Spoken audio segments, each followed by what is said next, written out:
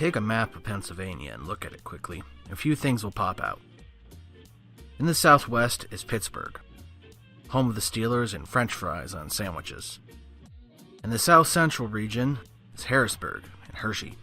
In the southeast is Philly, a place of brotherly love, a broken bell, and, well, cheesesteaks. Northeast is Wilkes-Barre, Scranton, and also the Poconos. It's also the place that every crime drama set in New York blames on Pennsylvania gun shows. In the northwest, sticking out like some lawyer looked at a map and said, "Yeah, we own that," is Erie, conveniently named after the lake, or the other way around. Not really sure. If you look in the north central region, you'll see a bunch of green, and maybe one or two highways running through it. That is where I grew up. This is the PA Wilds.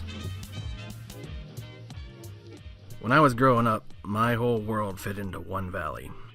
Pretty much as long as you didn't cross a bridge, or go someplace where there was a sign telling you not to go, everything was fair game. I had a hard time imagining what it would be like living in a city. To be honest, most of my information came from movies and TV shows. Key among them of that era was the Teenage Mutant Ninja Turtles movie. Actually, one thing bothers me, now that I think about it. It's a little frightening how cool everybody was with Casey Jones flat out trying to murder the Shredder at the end of the movie. I mean, I know they got into a sword fight and all sorts of stuff went down and he was the bad guy, but he crushed him in a garbage truck. And he came back in the sequel, so obviously he didn't die, but, we didn't know that at the time, neither did Casey. Anyway, first time I went into the city, I was honestly afraid. I had never seen so many people. Everything was a sidewalk, a road, a building. I have a weak sense of smell, but I could smell so many things, and I wasn't sure some of them were good. Not that there's anything wrong with the city, but for an introvert like me, it felt crowded and busy and uncomfortable. Here in my little bit of nowhere, there's about 2,000 people, and 4 roads lead in and out of town. The road more commonly traveled will take you west to St. Mary's. Now, St. Mary's is actually the second largest city in Pennsylvania when it comes to landmass. But they're cheating a little, because while they may have 99.5 square miles of city, they have a population of 12,500. So most of their land, it's farmland, or forest, mostly forest. And in case you're wondering, that works out to about 125.6 people per square mile.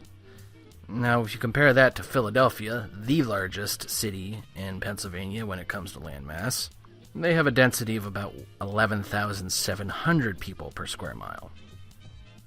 To the northwest is Smithport, another small town, our Friday night football rivals. To the northeast is Port Allegheny, another small town. The last road out of town, the southeast, takes you to the wilds, or as most people consider it, nothing. There's no cell reception, no gas stations. The restaurants you run along the way will be mom and pop stops that are both bars and restaurants. You can go for miles without seeing another car. What you will see are beautiful vistas, deep valleys, wondrous mountains. And, well, you don't want to meet them with your car, wildlife. Small towns like ours have been hurting for a while now. A lot of people don't want to live in places where you can't pick between 1,000 pairs of shoes. And while we have some wonderful restaurants, we don't have any Thai or Indian or Korean restaurants. You're not going to find any sushi. And before you ask, no, we don't have a Starbucks. I can tell you where to get a good cup of coffee, though. The only thing open past 8 p.m. is bars. And Sheets, in case you want a sandwich or a tank of gas. Yet, for everything that people would say we lack, we have something else in return. They say that most people can't see the Milky Way anymore, due to light pollution. But here, we have some of the darkest skies on the East Coast.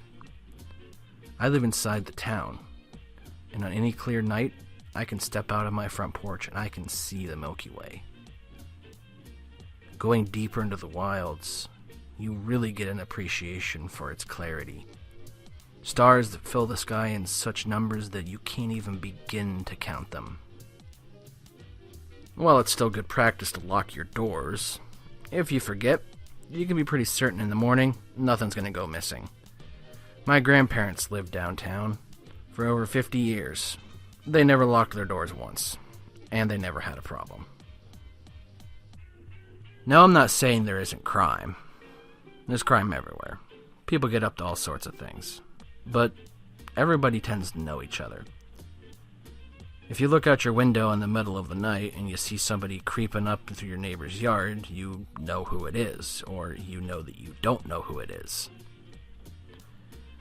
Now, some people consider knowing everybody in your community sort of a bad thing because everybody's in each other's business, but I don't think that's the case. In all honesty, there's nothing quite like the quiet. Waking up on a nice sunny summer day and sitting on your porch with a cup of coffee, you can't hear anything other than birds and, to be honest, the occasional car may go past. Wave at them as they do. There's nowhere in town you have to speak over the crowd. There are no crowds. If you stand alone in the night, the only thing you'll hear is crickets and peepers. Those are little frogs, by the way. That's it. It's quiet. It's quiet in a world that, frankly, has gotten quite noisy. I realize that living in a remote place isn't for everyone. It's hard sometimes because it really feels like people look down on small communities like mine. Many who grew up here say they fled to the city, first chance they could get. Living in a small town, from a societal standpoint, is bad. And I still don't know why. It's hard to tell sometimes if our problems are our own or the stigma of what we are. I wonder if someday, out of necessity for work and because of our culture, everyone here will end up in the city. Our small community isn't growing like it did 50 years ago. In fact, it shrinks every year. Yet, while the choice is mine, I choose to stay here, where the skies are clear and the air is fresh. The next time you find yourself out here in the wilds, in some backwoods, hillbilly, worth-nothing community that you would normally pass by without giving any thought, stop. Pull over. I know you're in a hurry. Everyone in a car is in some kind of hurry. Get out. Look around. Find a spot by the river or under a tree. And truly stop. Smell the air.